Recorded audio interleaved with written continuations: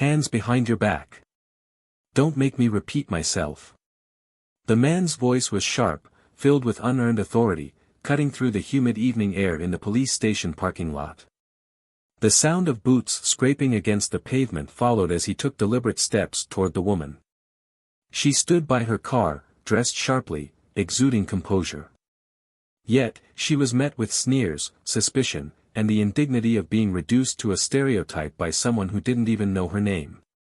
She turned, raising an eyebrow, her calmness unnerving him. "Is there a problem, officer?" Her voice was steady, unshaken, but her words were met with a smirk. "A problem? Oh, there's definitely a problem. Let's start with why someone like you thinks you can park here," he spat, gesturing toward the station's restricted lot. "You lost? Or maybe you think you're clever, trying to sneak around where you don't belong." She opened her mouth to respond, but he cut her off, shaking his head. "Don't even try it. I've seen your kind before, think you're smarter than everyone else. Guess what? Not today. License and registration, now." Her eyes hardened, but she didn't argue. Instead, she reached into her bag slowly, holding out the requested documents. He snatched them without so much as a glance. "Yeah, I'm gonna have to ask you to step out of the vehicle," he barked, his hand already resting on his belt, too eager to assert dominance. "What's this about?" she asked, her voice still level, though anyone watching closely could see the fire simmering beneath the surface. "I've done nothing wrong." "Wrong place, wrong time, lady. You think you can just park wherever you want? You've got a nice car, nice clothes, too nice for someone like you. Makes me wonder what you're really up to." It wasn't about her car. It wasn't about the parking lot. And she knew it. This was about power, his need to wield it, her refusal to cower. He grabbed her wrist roughly, spinning her around, his voice dripping with disdain. "I said, hands behind your back. I've got a feeling about you. Let's see how fast that attitude changes when you're sitting in a cell for trespassing, or worse." The humiliation cut deep as the cold metal of the handcuffs clamped onto her wrists. People in the parking lot had started to gather, their whispers filling the air like static. She could feel their stares, their pity, their judgment. Her breath caught in her throat, but she forced herself to stay calm. Not here. Not now. She had a plan, one he would never see coming. He marched her to the front of the squad car, forcing her to lean forward as he searched her. "What's the matter? Not so confident now, huh?" His taunting voice was a blade, slicing through her composure. "Maybe this'll teach you some respect." "Respect?" she muttered under her breath, her voice barely audible. "What was that?" he snapped, leaning in closer. She lifted her head slightly, her eyes locking with his for the first time. There was no fear there, only controlled fury. "You don't know who you're messing with." Her words seemed to amuse him more than intimidate. He laughed, shaking his head. "Oh, I think I know exactly who you are. Another nobody who thinks the rules don't apply. But don't worry. I'll make sure you learn." The humiliation continued as he paraded her in front of the crowd, tossing her ID onto the hood of his car without even looking at it. "Looks like you've had a good run, but it ends here. And trust me, you won't be the first to cry about it." She didn't cry. She didn't beg. Instead, she stood tall, her silence louder than any protest she could have mustered. The crowd murmured among themselves, some pulling out phones, recording every second of the encounter. The officer didn't seem to care. He thrived on this, a performance of power for an audience that he assumed would cheer him on. But then, something changed. One of the onlookers stepped forward hesitantly, their phones still recording. "Hey, officer. I think you should check that ID again." The man scoffed, turning toward them. "What are you talking about? Stay out of this. Seriously. Just, look at it," they insisted, their voice trembling slightly. With a roll of his eyes, he snatched the ID off the hood, finally glancing at it. At first, his face was a mask of annoyance. Then confusion. Then panic. His grip on the ID tightened as his eyes darted back to the woman standing before him, still in handcuffs, her expression unreadable. No. No way. This can't be, he stammered, his voice faltering for the first time. The crowd grew silent, tension thick in the air. He took a step back, suddenly aware of the cameras, the murmurs, the weight of what he'd just done. His arrogance drained away, replaced by something that looked an awful lot like fear. The woman tilted her head slightly, her lips curving into the faintest hint of a smile.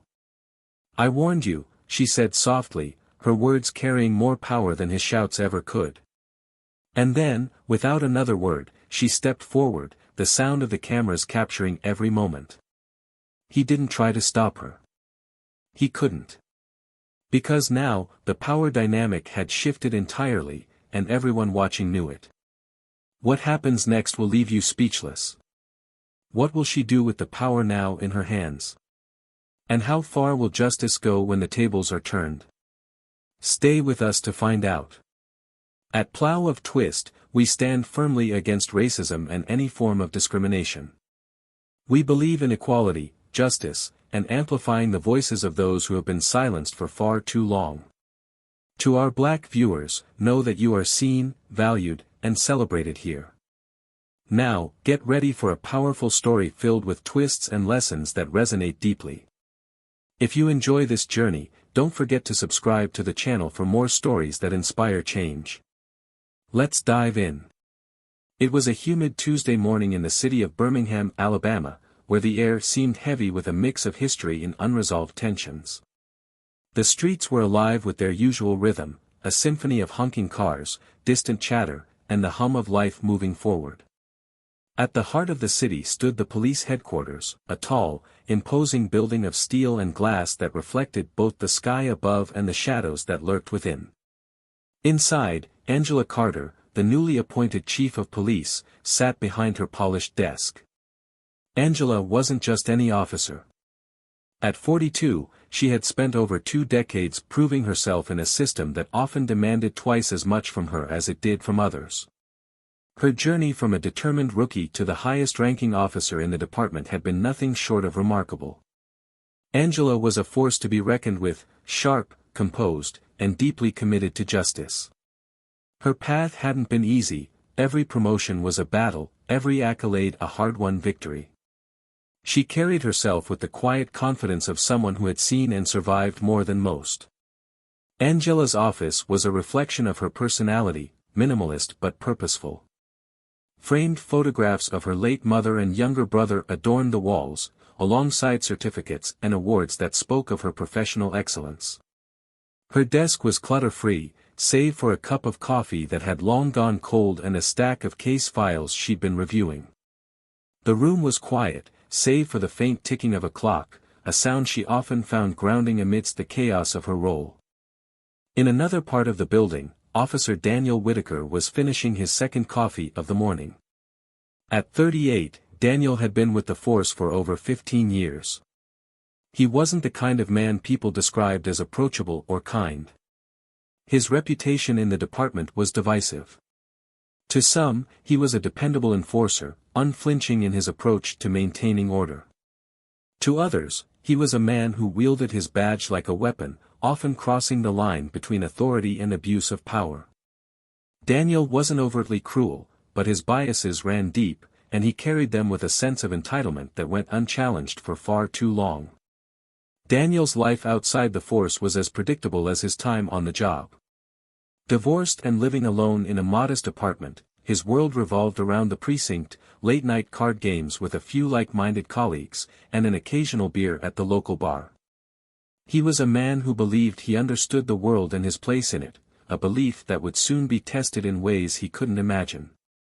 That morning, the precinct was buzzing with its usual activity. Officers shuffled between desks, phones rang incessantly, and conversations overlapped in the air. Angela had a full schedule ahead, meetings with community leaders, updates on ongoing investigations, and her usual check-ins with department heads. But first, she needed to step out briefly to grab something from her car. It was a minor errand, one that wouldn't take more than a few minutes. Angela exited the building, her heels clicking against the pavement as she made her way to her black sedan parked in the restricted lot reserved for senior staff. She was dressed in a tailored navy suit, her badge clipped discreetly to her belt. She moved with the calm efficiency of someone used to being in charge, but this moment of ordinary routine was about to take an extraordinary turn. Daniel had just returned from patrol when he noticed Angela by the car. From a distance, he didn't recognize her. He wasn't someone who paid much attention to the administrative side of the department, and Angela's recent promotion had barely registered in his mind. What he saw instead was a black woman in a nice suit, standing next to a car that, in his eyes, looked too expensive for her. The combination triggered something in him, a reflex born of his biases and assumptions. Without hesitation, Daniel approached. His voice carried that unmistakable tone of authority, one that demanded compliance without question. Angela turned to face him, momentarily surprised but quickly composing herself. She greeted him with a polite nod, but Daniel wasn't interested in pleasantries. His questions came rapid fire, each one laced with suspicion. Why was she in the lot? Whose car was this? Did she have permission to be here? Angela tried to explain, her voice measured, but Daniel's demeanor grew sharper with each word she spoke. He wasn't listening. He had already made up his mind about who she was and why she didn't belong. The situation escalated quickly. Daniel ordered Angela to step away from the car, his hand hovering near his belt as if to signal his readiness to escalate further. Angela, aware of how these situations could spiral, complied but maintained her composure. She knew she had done nothing wrong, but the weight of the moment, the stares from passers-by, the humiliation of being treated like a suspect in her own department, pressed heavily on her chest. Daniel's tone grew harsher as he demanded identification. Angela handed him her ID, watching as he barely glanced at it before tossing it onto the hood of the car. He began searching through her belongings without permission, his actions an overt display of his assumed power. The injustice of it all was staggering, but Angela remained silent, her mind racing with thoughts of how to handle the situation without further escalation. The scene unfolded in slow motion for Angela, each moment etching itself into her memory. The murmurs of onlookers began to rise, their expressions a mix of curiosity and discomfort. A few pulled out their phones, recording the incident, but no one intervened. Angela felt the cold metal of handcuffs bite into her wrists as Daniel restrained her, his grip firm and unapologetic. She stood there, a picture of quiet dignity, even as the weight of humiliation bore down on her.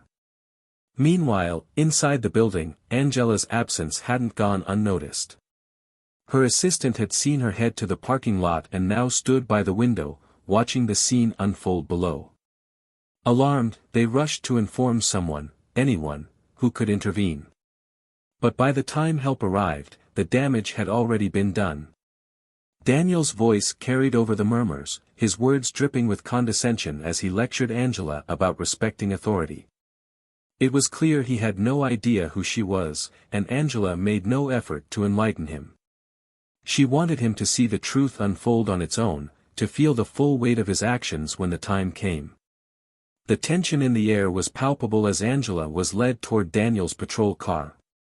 The crowd had grown larger, their whispers and recording phones capturing every detail of the unfolding drama.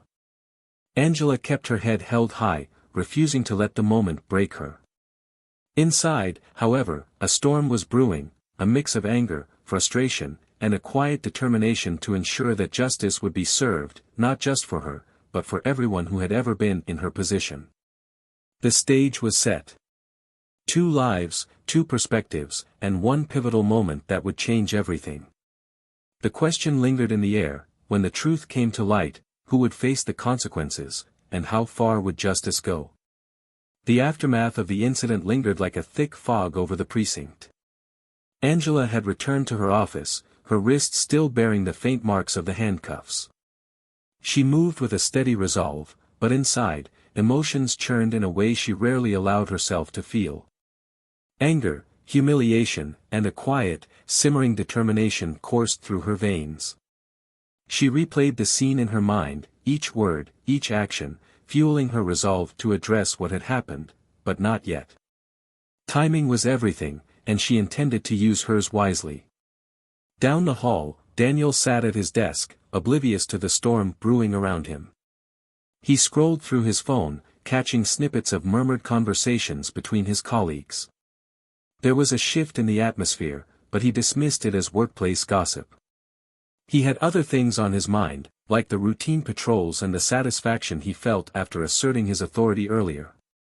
To him, it was just another day on the job, another encounter that reinforced his belief that he was the one maintaining order in a chaotic world.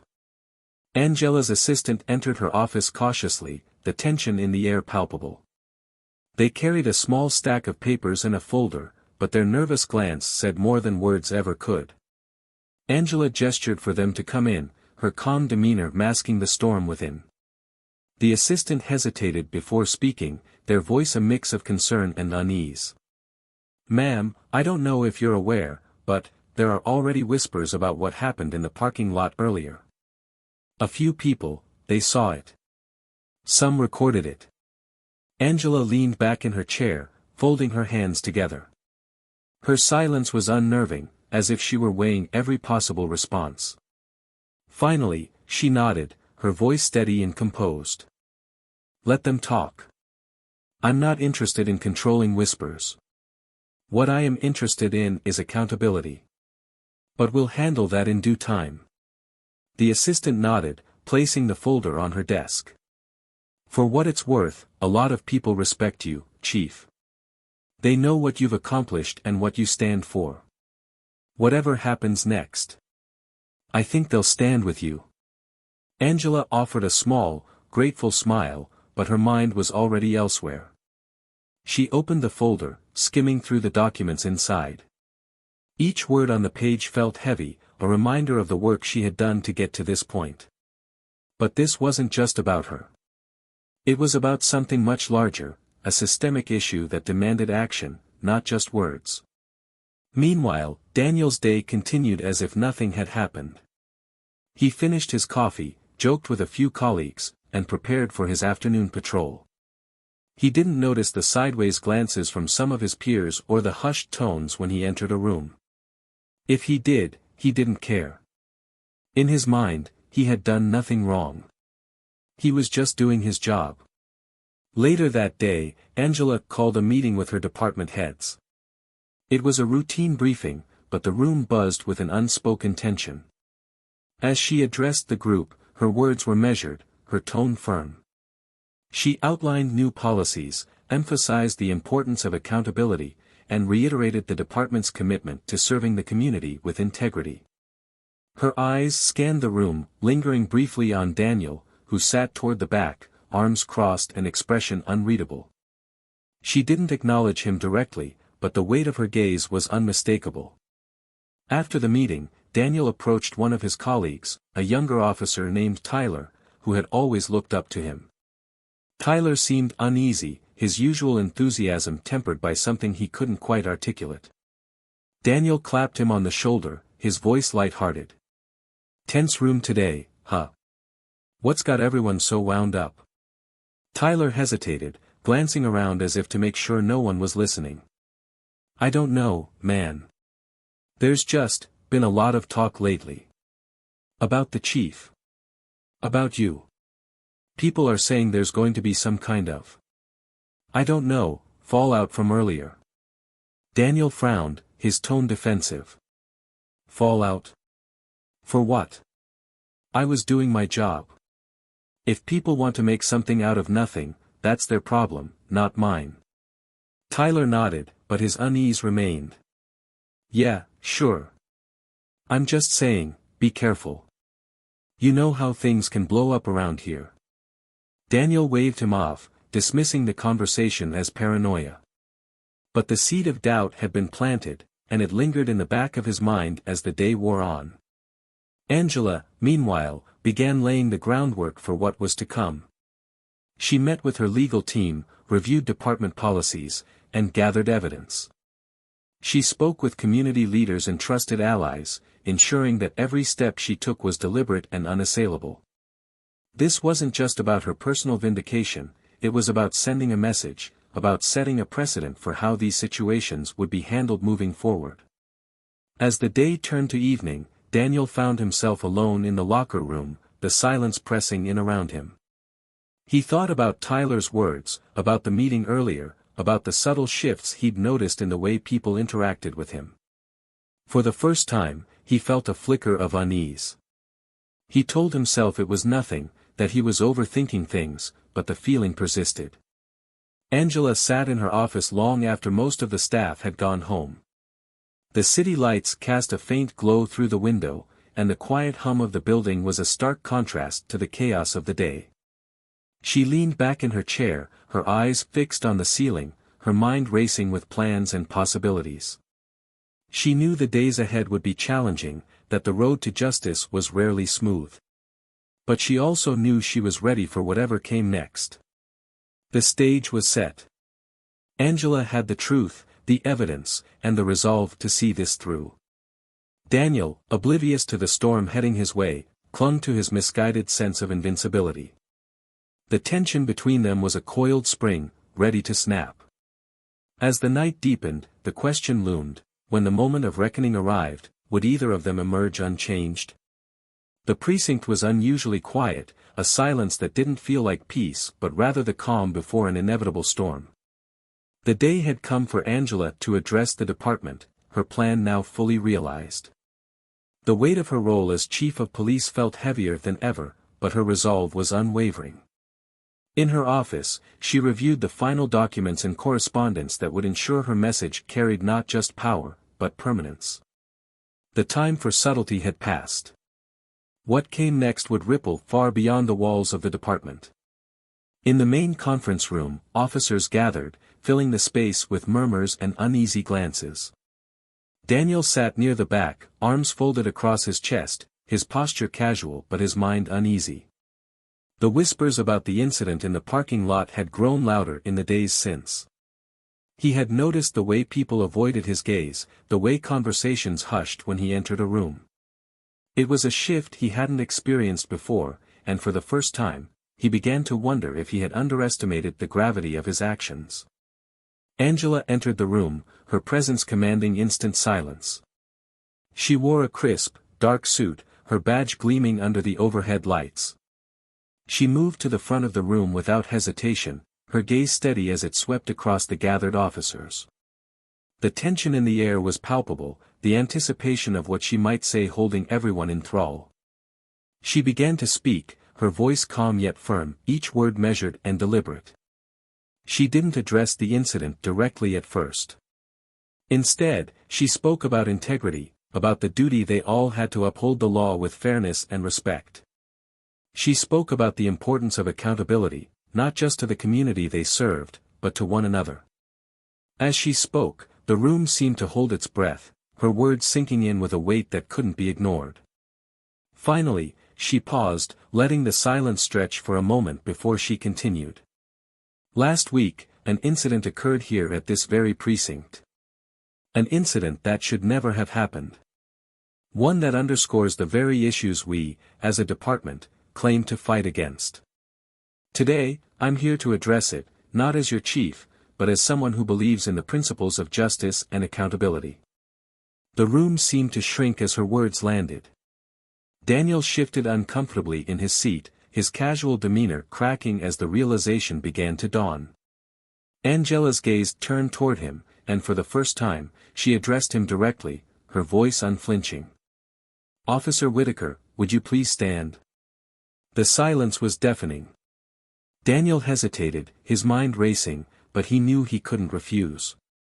Slowly, he rose to his feet, his face a mix of confusion and defiance. Angela took a step closer, her expression calm but unyielding. "Do you recall an incident in the parking lot last week? An interaction with someone you assumed to be trespassing?" Daniel's throat tightened. He wanted to deny it, to deflect, but the weight of the room was crushing. I remember, he said finally, his voice quieter than he intended. Angela nodded, her gaze never leaving his. And during this interaction, did you take the time to verify their identity? Did you consider the possibility that you were wrong? Daniel opened his mouth to respond, but the words caught in his throat.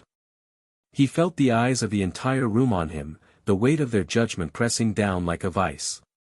I thought I was doing my job, he stammered, his voice defensive now. I didn't know, Angela cut him off, her tone sharp. You didn't know because you didn't care to know. You saw what you wanted to see, and you acted without thought or consideration. That's not doing your job. That's abuse of power. The words hung in the air, their impact undeniable. Daniel felt his face flush with a mix of anger and humiliation. He wanted to argue, to justify his actions, but deep down, he knew she was right. He had acted on impulse, on bias, and now he was being held accountable in a way he had never anticipated. Angela turned to address the rest of the room, her voice steady.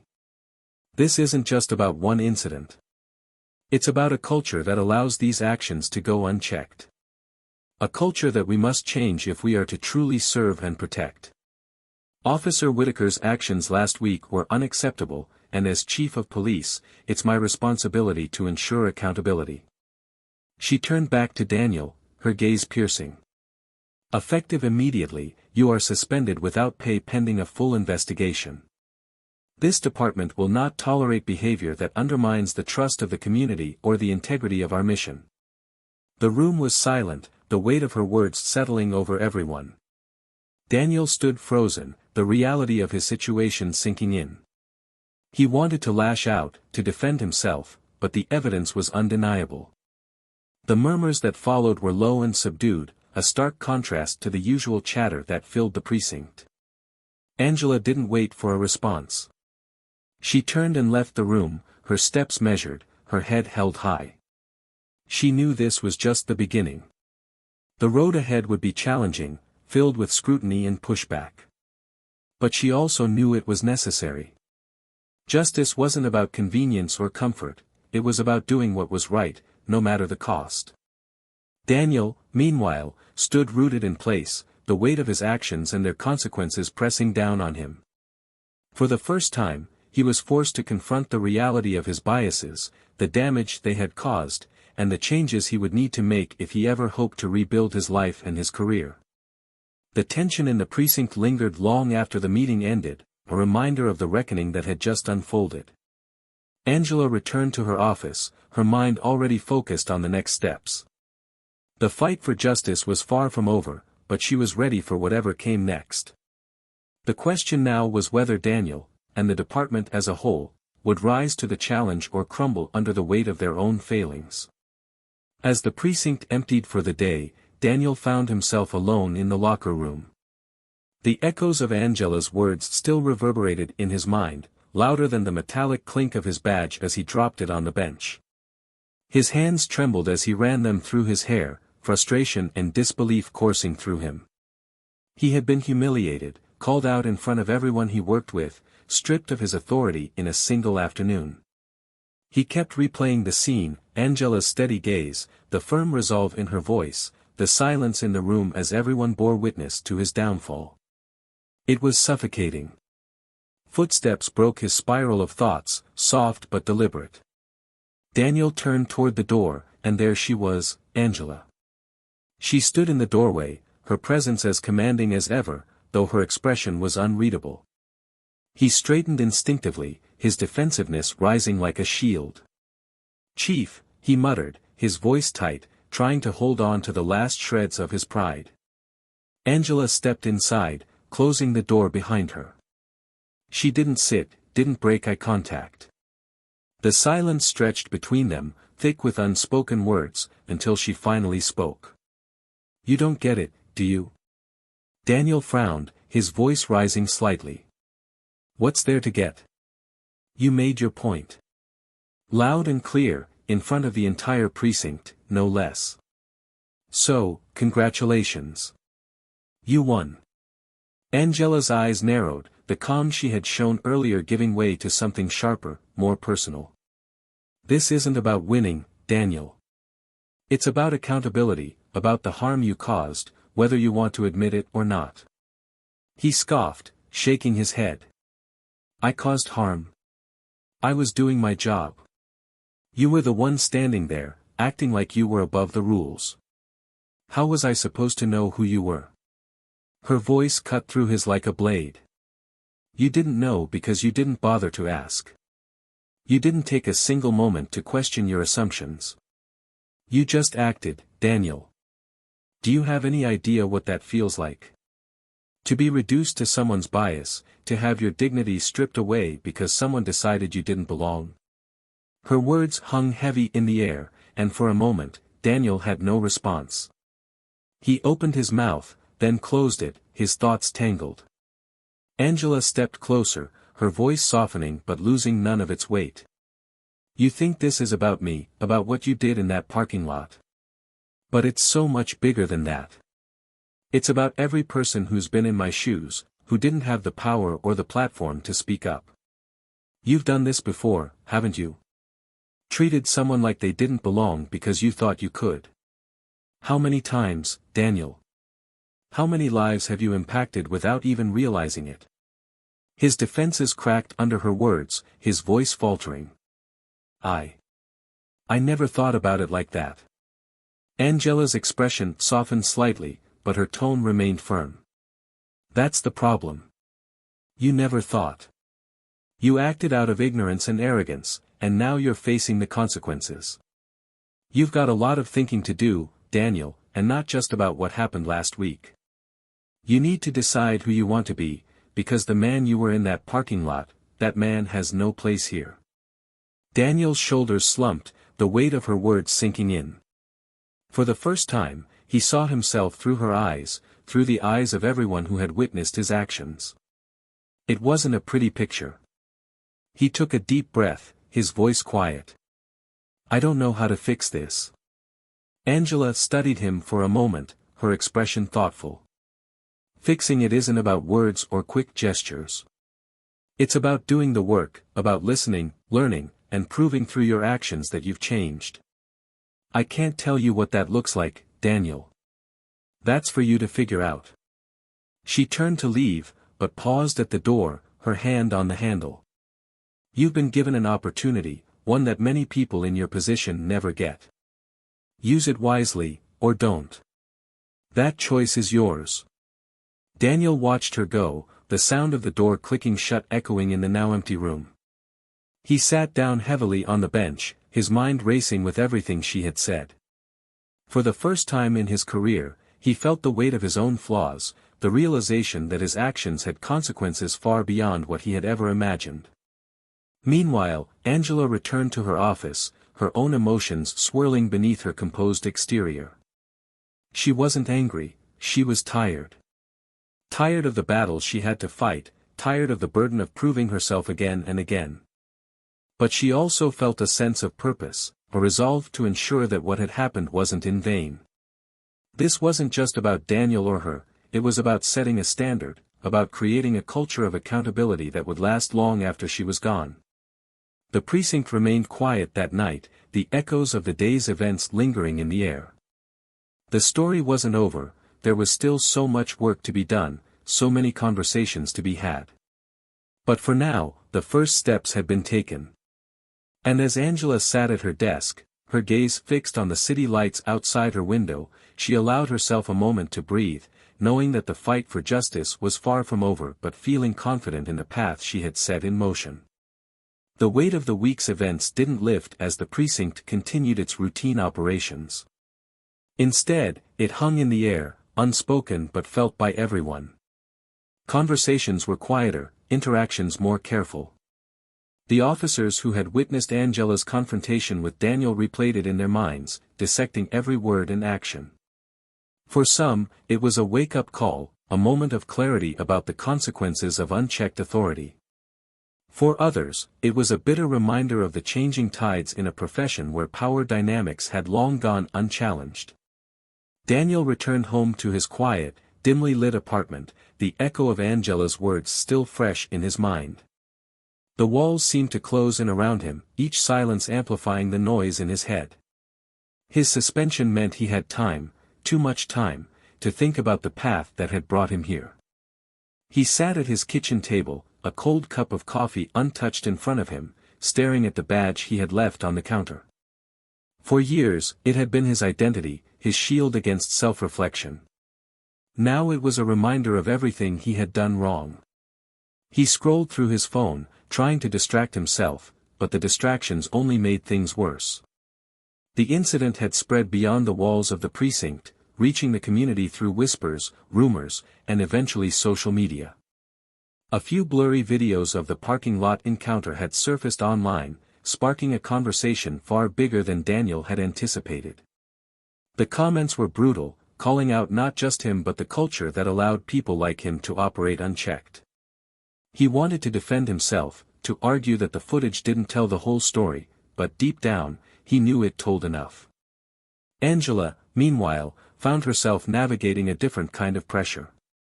The public response to the videos had been overwhelming, with both support and criticism pouring in from every corner. Community leaders reached out, some praising her for taking a stand, others questioning whether she had done enough. The internal politics of the department grew more complicated as well. Some officers resented her actions, viewing them as an attack on one of their own, while others quietly supported her, grateful for a leader willing to address uncomfortable truths. In a meeting with her legal team and senior staff, Angela outlined the next steps.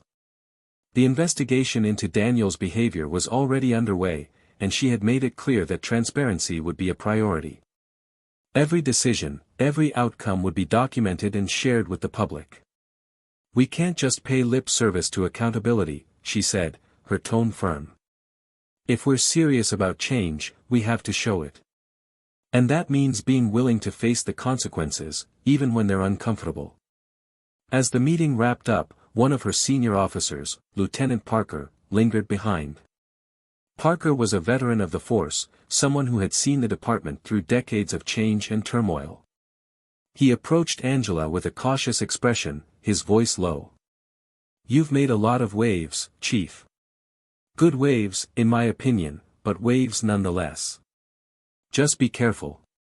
Not everyone is ready for this kind of change, and some of them, they won't take it lying down." Angela met his gaze, her expression steady. "I'm not here to make friends, Parker. I'm here to do what's right. And if that means making waves, so be it." Parker nodded, his respect for her clear despite his concerns. "Just watch your back. Change is hard, and not everyone's going to be on your side." Angela appreciated his honesty, but it didn't deter her. She had faced resistance before, and she would face it again. The fight for justice was never easy, but it was always necessary. Daniel's days in suspension blurred together, each one a mirror of the last. He avoided his usual haunts, knowing the stares and whispers would follow him wherever he went. He spent hours on his computer, researching, reading articles and watching videos about systemic bias, about the history of policing, about the very issues he had never bothered to confront before. At first, it felt like a punishment, a forced reckoning he resented. But slowly, something began to shift. The stories he read, the voices he heard, they started to sink in. He saw himself in the words of the critics, not as a victim but as a perpetrator, someone who had contributed to the problem in ways he hadn't fully understood.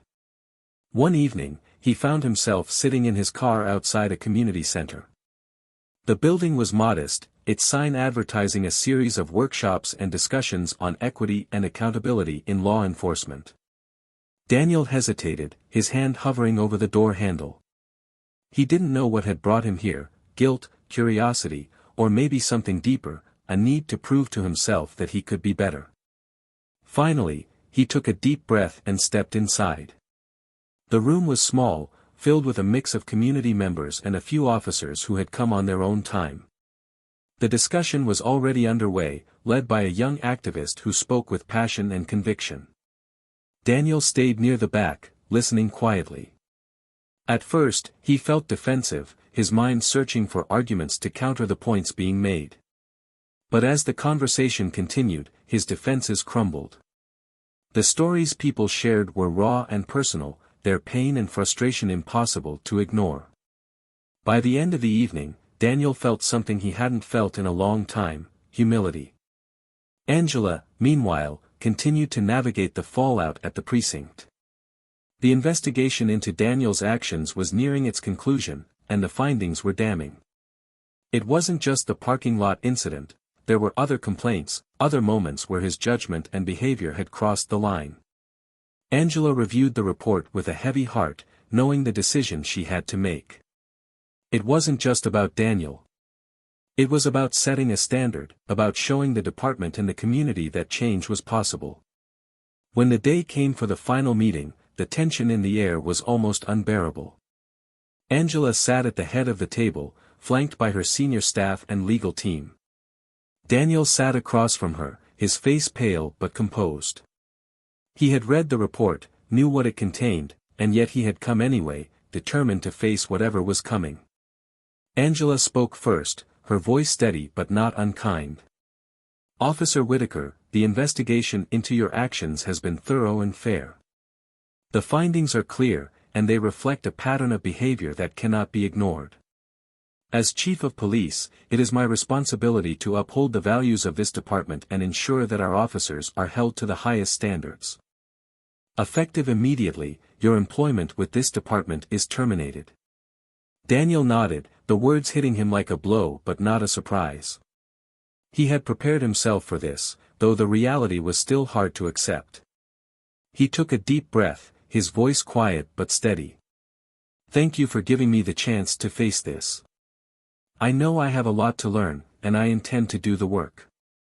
Angela studied him for a moment, her expression softening. "I hope you do, Daniel. This doesn't have to be the end of your story. It's up to you what happens next." As he left the room, Daniel felt a strange mix of emotions: loss, regret, but also a glimmer of hope. The road ahead would be difficult, but for the first time, he felt ready to face it. Angela watched him go, knowing the work was far from over. But for now, a step had been taken, a ripple in the waters of change. And sometimes, that was enough to start a wave. Daniel sat in the corner booth of a small diner just outside of Birmingham, the faint hum of conversation and clinking plates filling the air around him. His coffee sat untouched, growing cold as he stared at the folded piece of paper in his hands. It was a letter, a formal notice of his termination, signed at the bottom in Angela Carter's sharp, deliberate handwriting. He had read it several times, but the words hadn't lost their weight. Each sentence felt like a brick, building a wall between the life he had known and the uncertain road ahead. Across the city, Angela stood in her office, staring out the window at the bustling streets below. The precinct was quieter now, but the silence wasn't the kind that brought peace. It was the kind that came after a storm, a fragile calm that felt more like a reprieve than a resolution. Her desk was cluttered with reports, memos, and a stack of letters from community members, some offering support, others laced with anger or disappointment. She had read them all, even the harshest ones, because they reminded her of the stakes. Change was messy, uncomfortable, and often painful, but it was necessary. A knock on her door pulled Angela from her thoughts. Lieutenant Parker stepped in, his face marked with the kind of weariness that only came after decades in the line of duty. He held a cup of coffee in one hand and a folder in the other, his gaze meeting hers with a mix of respect and concern. "Mind if I sit for a minute?" Angela gestured to the chair across from her desk, and he lowered himself into it with a sigh. "You've been carrying a lot on your shoulders, Chief," he said, his voice low but steady. "Figured you might need someone to share the weight." Angela smiled faintly, though her eyes betrayed her exhaustion. "The weight comes with the job, Parker. You know that as well as I do." "Doesn't mean it gets any easier," he replied, setting the folder down. "I've seen a lot of leaders come and go, and I'll tell you this, you've got more guts than most of them put together. But guts only get you so far. You've got to take care of yourself too. Angela nodded, appreciating his words even if they didn't ease the burden. I'll rest when the work is done. Parker leaned back, studying her for a moment. The work's never done, Angela. That's the hard truth. But that doesn't mean you have to carry it all alone. Her gaze softened, and for a moment, she allowed herself to take in his words. Parker had always been a steady presence, someone who understood the complexities of leadership and the sacrifices it demanded. Thank you, Parker. I mean that. He nodded, standing and picking up the folder again. You've got my support, Chief. Whatever comes next, you're not in this fight alone. As he left, Angela allowed herself a rare moment of vulnerability, leaning back in her chair and closing her eyes. She thought of Daniel, of the pain in his eyes as he accepted his dismissal. She thought of the community members who had come forward to share their stories, of the officers who were still grappling with the changes she was implementing. It was a lot to hold, but she knew she couldn't falter. Daniel, meanwhile, found himself at a crossroads. Days turned into weeks, and the weight of his suspension shifted from anger and bitterness to reflection and uncertainty. He spent hours at the community center, attending workshops and listening to stories that mirrored his own experiences in unexpected ways. He didn't speak much, preferring to observe, but the words of others began to chip away at the walls he had built around himself. One evening, after a particularly intense discussion, Daniel approached the facilitator, a young woman named Maya who had shared her own story of being profiled by law enforcement. Her calm but firm demeanor reminded him of Angela, and it was that familiarity that gave him the courage to speak. Can I ask you something? Maya nodded, her gaze steady. Of course. How do you move past it? He asked, his voice hesitant. The anger, the frustration. How do you let it go? She studied him for a moment before answering. You don't let it go. You channel it. You take that anger and frustration and use it to create something better. It's not about forgetting what happened, it's about making sure it doesn't happen again. Her words stayed with Daniel long after the conversation ended. For the first time, he began to see a path forward, not as a way to redeem himself in the eyes of others, but as a way to rebuild something within himself that he hadn't realized was broken. Angela's work continued, each day bringing new challenges and new opportunities. She met with community leaders, sat in on training sessions for officers, and pushed for policy changes that prioritized transparency and accountability. It was slow, frustrating work, but she saw glimmers of progress. Officers who had once resisted her ideas began to come around, and community members who had been skeptical of her intentions started to show cautious support. One afternoon, as she reviewed a report on the department's progress, Angela received an unexpected visitor. Daniel stood at the door, his posture hesitant but resolute. She regarded him with a mixture of curiosity and caution, unsure of what to expect. Officer Whitaker, she said, gesturing for him to come in. Or should I say, Mr. Whitaker. Daniel stepped inside, his hands clasped in front of him. I wanted to thank you, he began, his voice steady but tinged with emotion. For holding me accountable. For giving me a chance to see what I couldn't see before. Angela studied him carefully, searching for any trace of insincerity, but she found none. What changed? She asked, her tone neutral but curious. He took a deep breath, his gaze meeting hers. I did. Or at least, I'm trying to. I've spent the last few weeks listening, learning, and trying to understand the impact of my actions. It's not easy, and I know it doesn't erase what I've done. But I want to be better. Not for anyone else, but for myself. Angela nodded, her expression softening. That's a start, Daniel. But the real work isn't about words, it's about actions. Consistent, deliberate actions that prove you've learned from your mistakes. I know, he said, his voice quiet but firm. And I'm ready to do the work, whatever it takes. For a moment, they sat in silence, the weight of the moment settling between them. Angela felt a flicker of hope, not just for Daniel, but for the possibility of change, for the chance to build something better out of the pain and struggle they had endured. As Daniel left her office, Angela returned to her desk, her resolve stronger than ever. The road ahead would be long and difficult, but she knew they were moving in the right direction. And for the first time in a long time, she allowed herself to believe that real change was possible.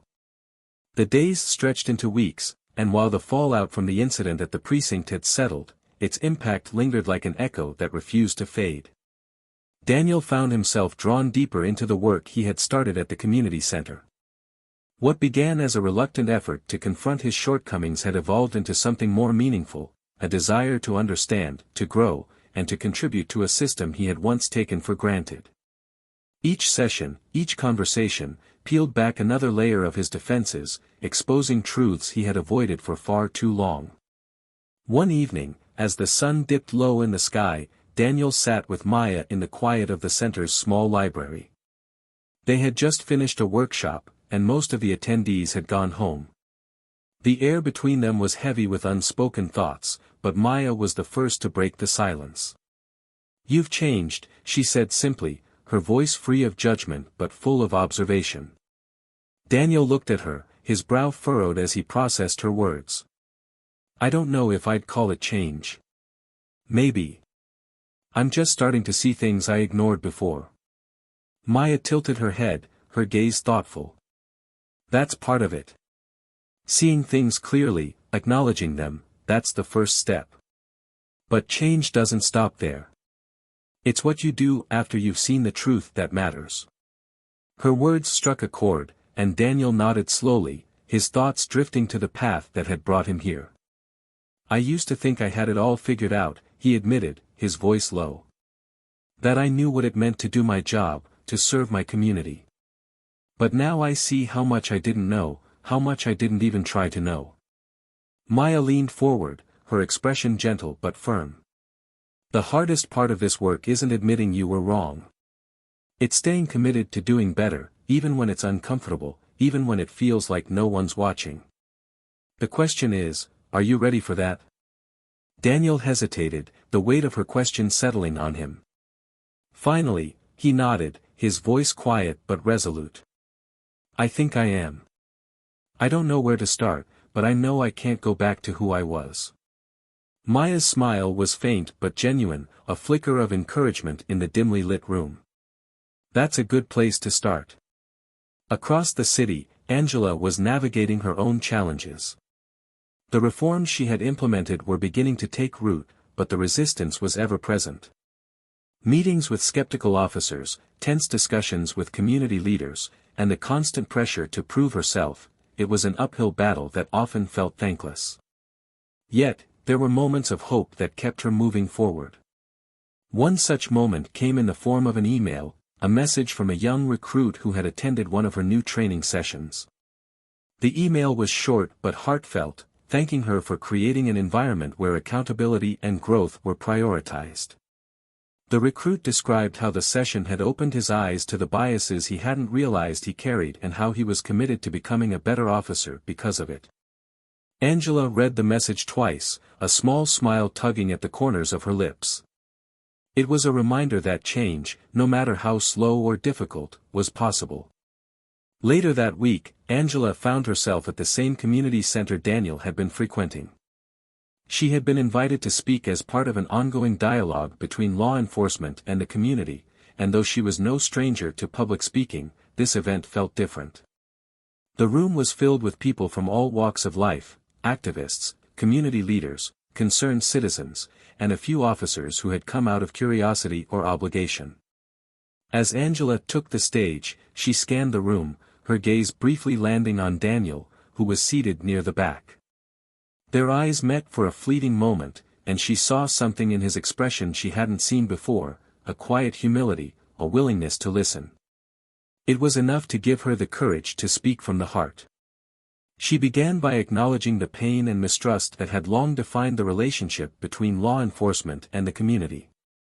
She spoke of her own experiences, the challenges she had faced as a black woman in a system that often failed people who looked like her. Her voice didn't waver as she recounted the events that had led to this moment, the mistakes that had been made, and the steps she was taking to ensure accountability. The room was silent as Angela spoke, her words resonating with a raw honesty that left no room for doubt. When she finished, there was a pause, a collective breath held by everyone in the room. Then, one by one, people began to applaud.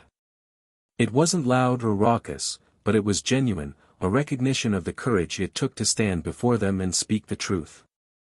As the event wound down, Angela mingled with attendees, answering questions and listening to their stories.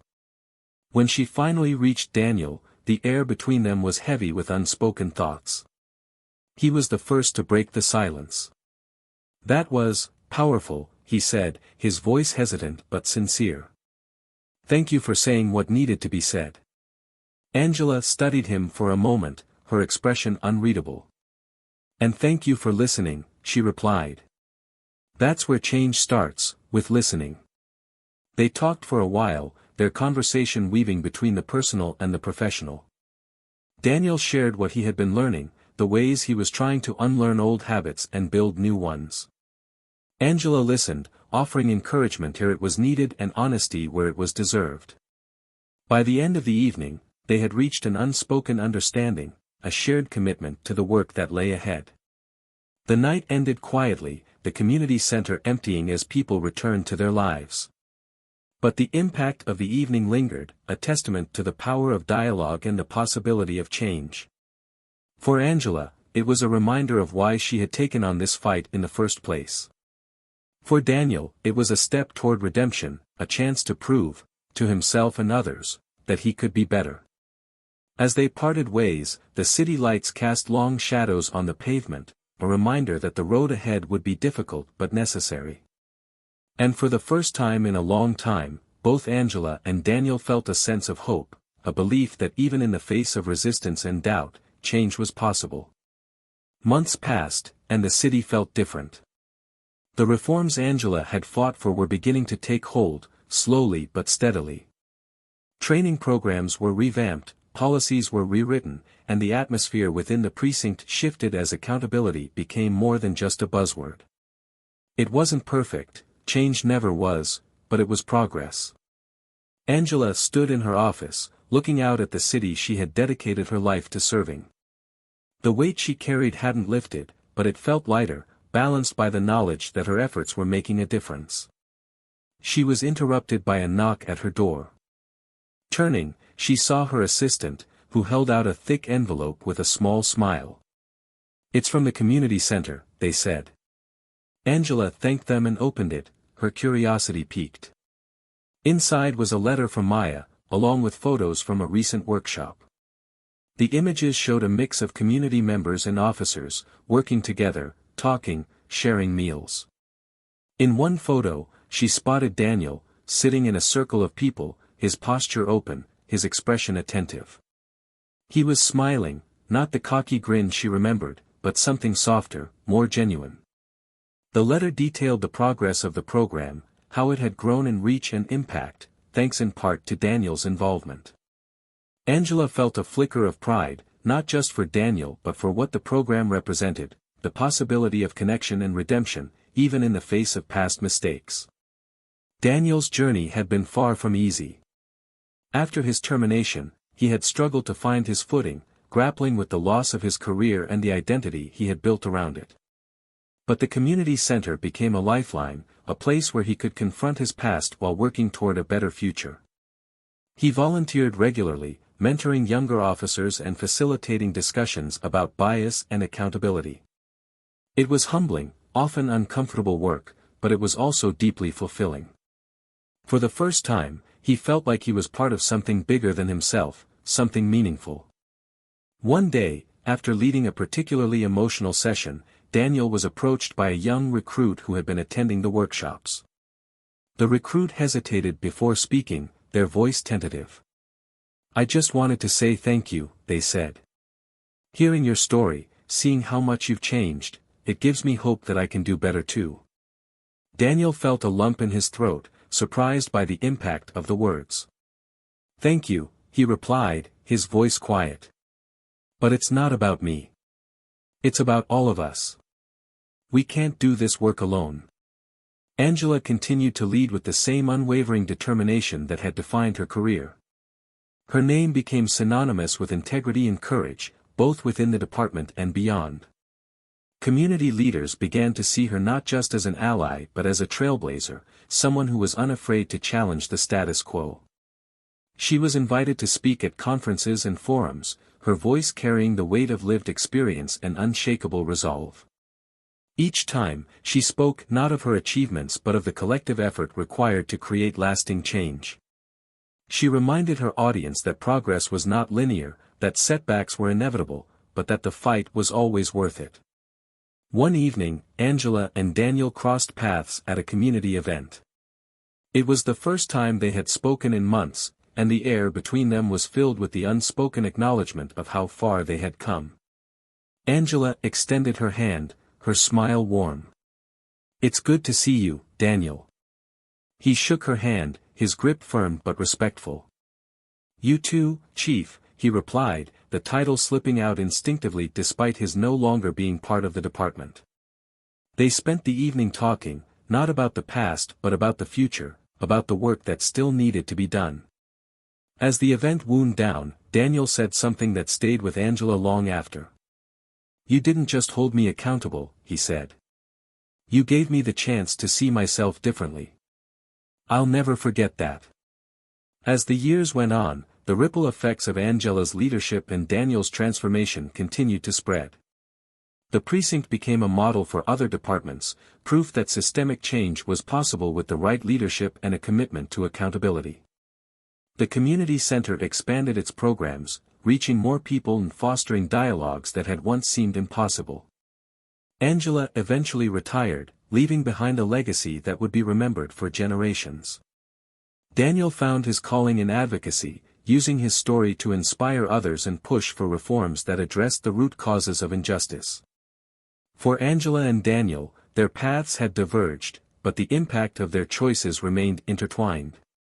They were a testament to the power of reckoning, of taking responsibility, and of finding a way forward, even when the road seemed impassable. Their story wasn't just about a single moment of reckoning, it was about the ongoing work of healing and rebuilding, of proving that change was not just a possibility but a necessity. Reflecting on this story, think about the moments in your own life where you've had to confront hard truths, where you've had the chance to listen, to learn, and to grow. What can we take from Angela and Daniel's journey? That accountability is not about punishment, it's about growth. That change starts with humility and listening. And most importantly, that no matter how broken a system or a person may seem, there is always the potential for redemption and progress. What are your thoughts on this story? Do you believe in the power of second chances? Share your reflections in the comments below. And if you enjoyed this story and want to hear more narratives filled with twists, lessons, and impactful moments, make sure to subscribe to our channel, Tales of Twist. Hit that like button, share this story, and let's keep the conversation going. Thank you for joining us, and we'll see you next time.